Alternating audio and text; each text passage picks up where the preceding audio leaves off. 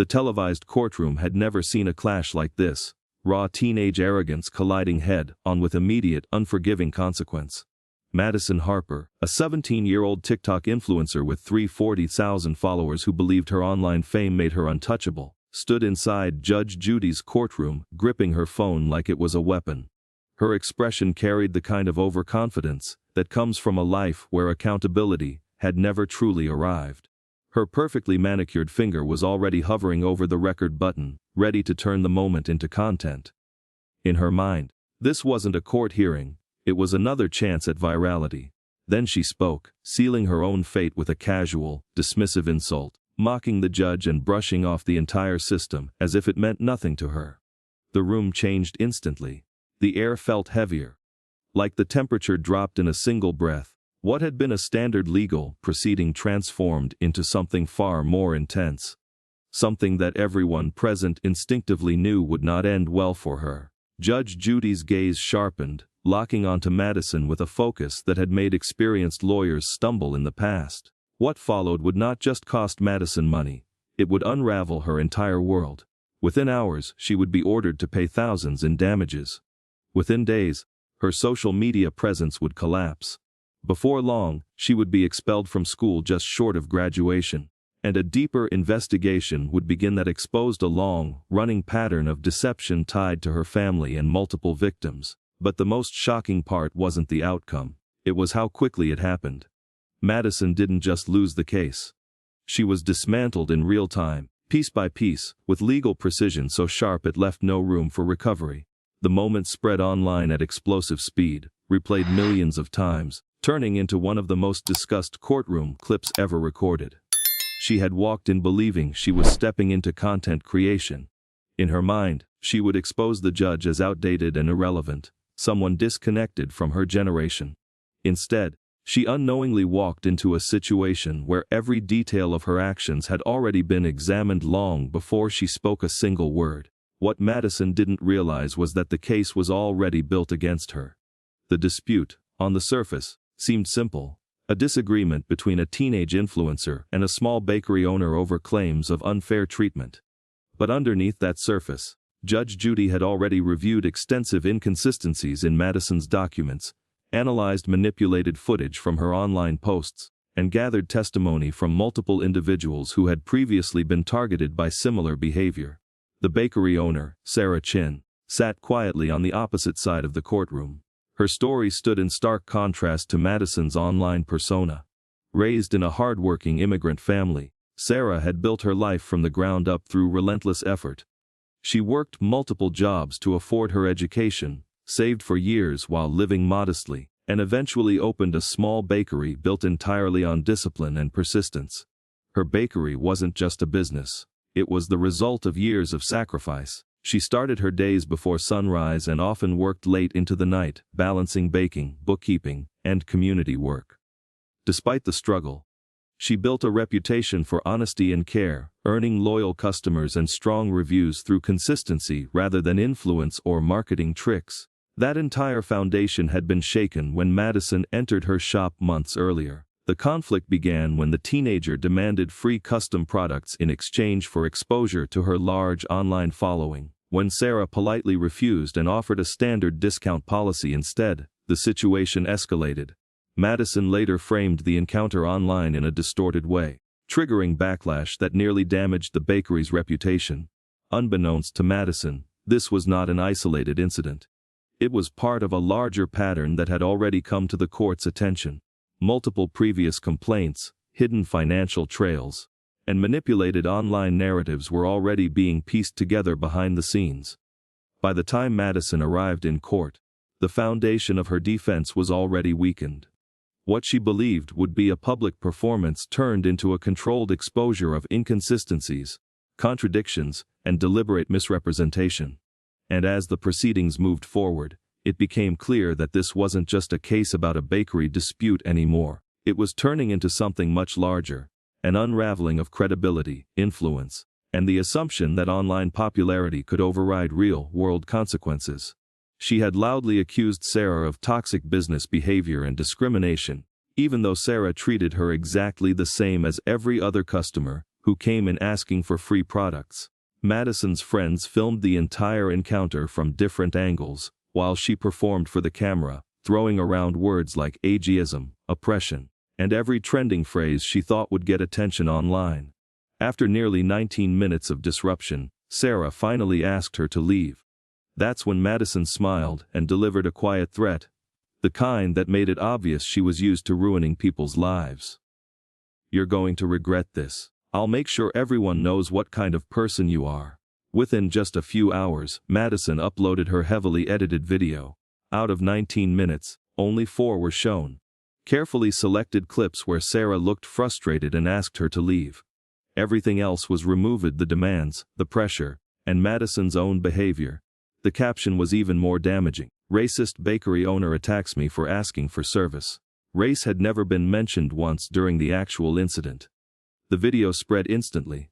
In just hours, it reached hundreds of thousands of views, and soon climbed into the millions as Madison's followers rushed to attack Sarah's reputation. Sweet Dreams Bakery's ratings collapsed overnight, falling from 4.8 stars to just above 2, flooded with fake reviews from people who had never been there. Sarah's social media accounts were overwhelmed with harassment and threats.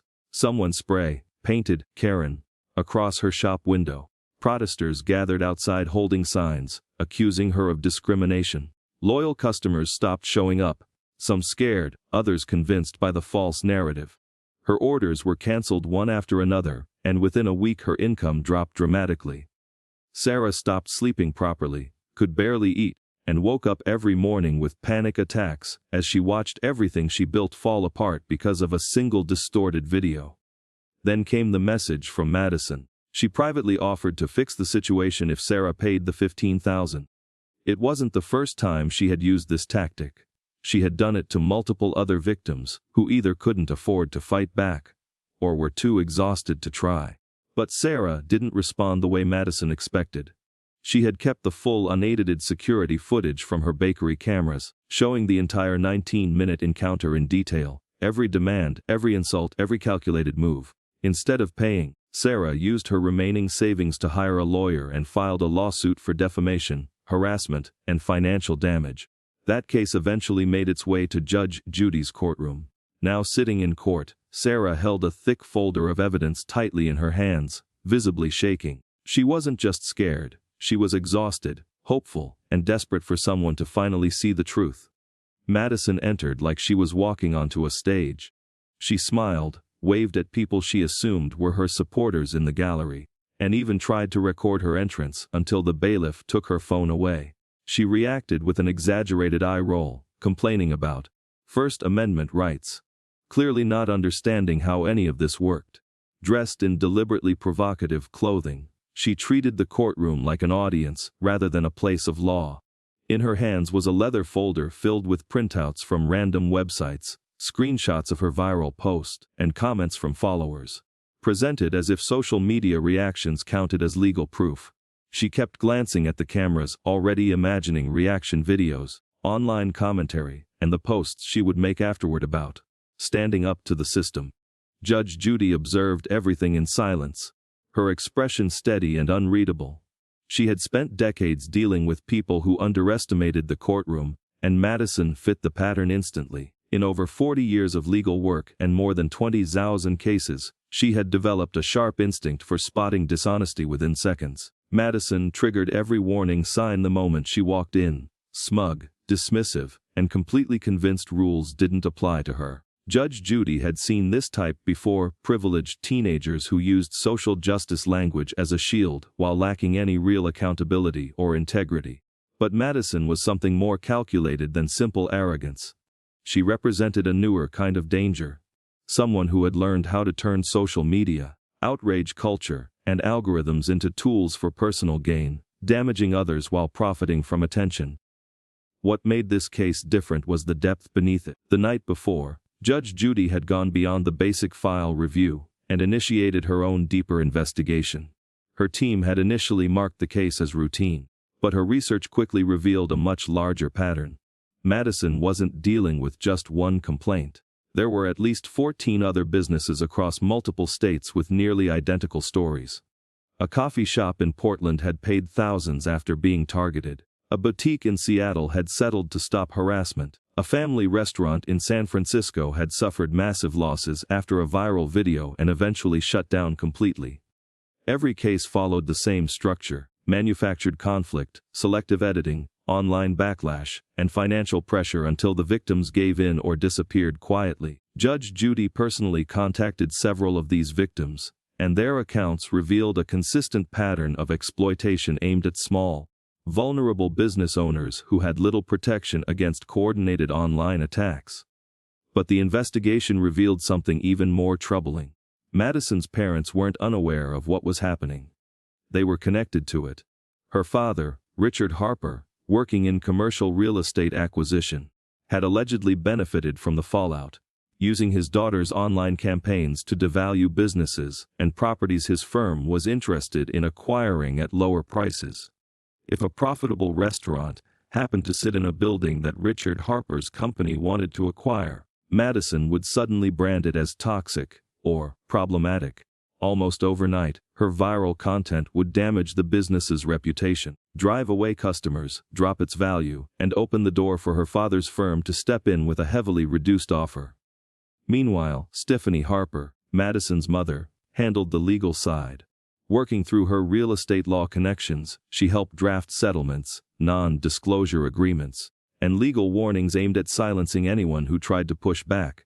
Together, the Harper family had turned Madison's online influence into a coordinated system of pressure and profit, collecting over $67,000 in payments that were funneled through business channels to stay hidden from scrutiny. By the time Judge Judy reviewed the file, she had already forwarded key findings to the district attorney. But she wasn't done there. She intended for the public to see exactly how this operation worked. Millions needed to understand how easily social media influence could be turned into a tool for exploitation, and what happens when someone finally challenges a system built on intimidation and popularity. This case wasn't just about one influencer. It was about proving that real-world consequences still exist, no matter how many followers someone has or how viral their content becomes.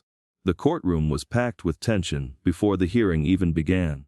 On one side sat Madison's supporters, mostly young followers who saw her as a fearless voice against injustice.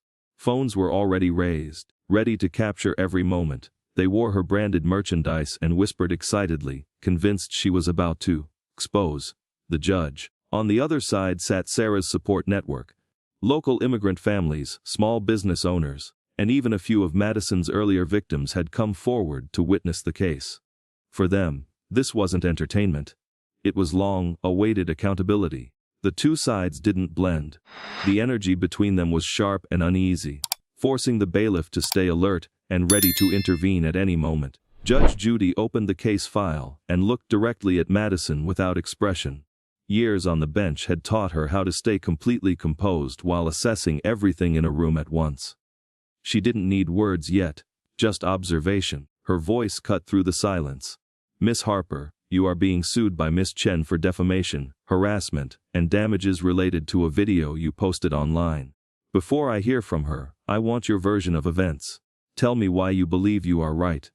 Madison immediately leaned into performance mode. She sighed loudly, as if the entire situation was beneath her, and began speaking with exaggerated confidence. "So basically, I went into her bakery trying to support a small business and give her an amazing opportunity. I have 340,000 followers who literally trust my recommendations. I was offering her thousands of dollars worth of free promotion." She paused for effect, then continued. "But instead of being grateful, she got aggressive toward me just because I'm young. This is literally age discrimination. Gen Z deals with this kind of toxic behavior all the time from older people who don't understand modern marketing." Judge Judy's eyebrow lifted slightly, the first crack in her patience. "Miss Harper," she interrupted firmly, "I didn't ask for a lecture on generations or marketing. I asked what happened in that bakery. What exactly did you say, and what exactly did she say to you?" The shift in the room was immediate. The energy tightened. Everyone could feel it. The moment before pressure breaks. But Madison misread it completely. She rolled her eyes and leaned back like she was the one in control. "Fine. I asked her to make a custom cake in exchange for promotion. She refused. Then she started acting rude and talking down to me like I was doing something wrong just for making a business offer. Judge Judy leaned forward slightly. And when you say she was rude, what exactly did she say? Madison shifted uncomfortably. The vagueness she had been relying on was suddenly not enough. She had a tone, she said vaguely. She basically implied my followers don't matter and treated me like I wasn't a real customer. It was disrespectful. Honestly, it felt unsafe. The Judge Judy's face stayed calm, but her focus sharpened. Did she threaten you in any way?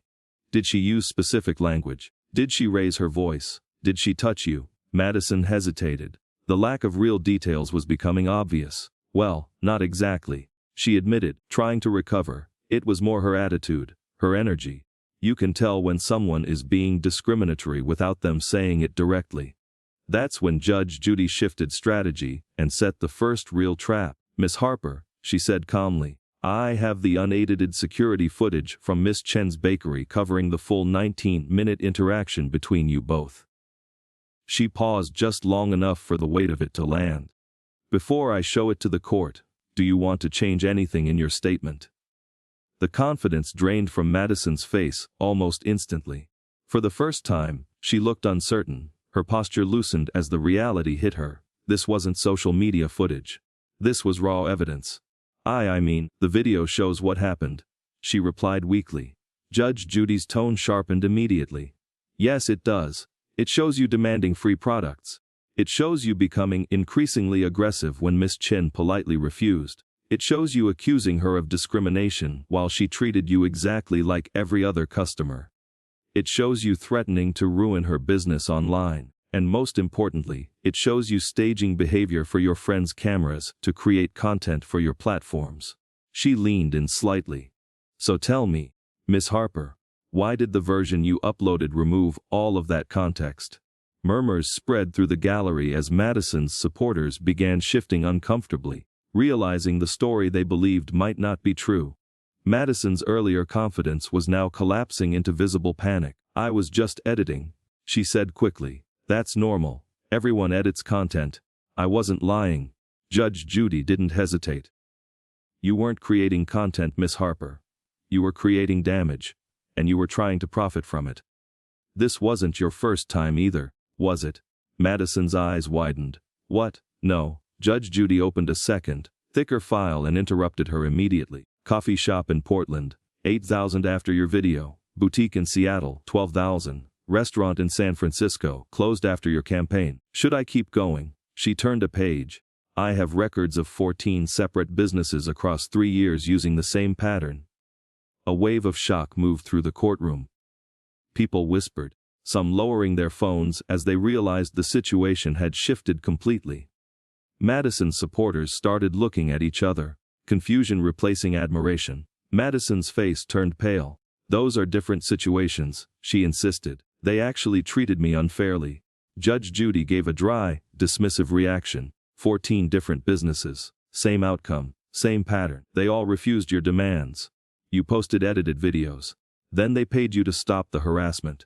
A pause. That's not coincidence. That's a method. Her voice hardened. It looks less like discrimination and more like a calculated scheme targeting small business owners. Many of them immigrants, who you believed wouldn't have the resources to fight back. Madison tried to regain control, shifting back into her familiar victim tone. I feel like you're being unfair to me. I came here for justice, and you're attacking my character. This feels biased against my generation. The reaction in the room was disbelief. It was as if she genuinely thought that argument would work here. Judge Judy didn't react emotionally. Instead, she slowly stood up from the bench, rare, deliberate, and commanding. Miss Harper, she said, her voice steady but cutting, you are not on social media. You are not performing for an audience. You are in a courtroom. Your words have consequences here. She pointed slightly toward the seat. Sit down, be quiet, and let me finish. For a brief moment, Madison seemed to hesitate, then made the worst decision she could. She stood back up, crossed her arms, and smirked. Whatever, boomer, she said dismissively. You don't understand how the real world works. You're just out of touch. Nobody respects that anymore. Then, glancing toward the cameras, she added, This is going to go viral. Thanks for the content, Judge Karen. The silence that followed was absolute. No one moved. Even her supporters looked stunned, some lowering their phones slowly in disbelief. Sarah sat frozen, unable to process what she had just heard. The bailiff shifted forward instinctively, ready in case things escalated further. Judge Judy didn't raise her voice. She didn't need to.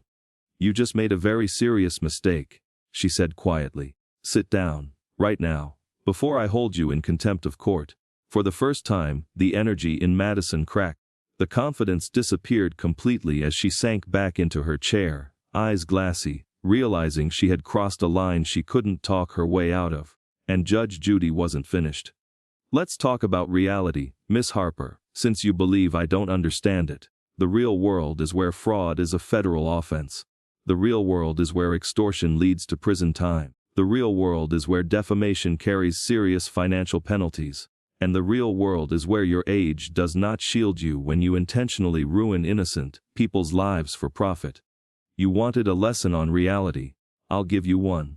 Judge Judy placed document after document on the desk, each page adding another layer to what was clearly a deeply detailed investigation. First, the financials, she said.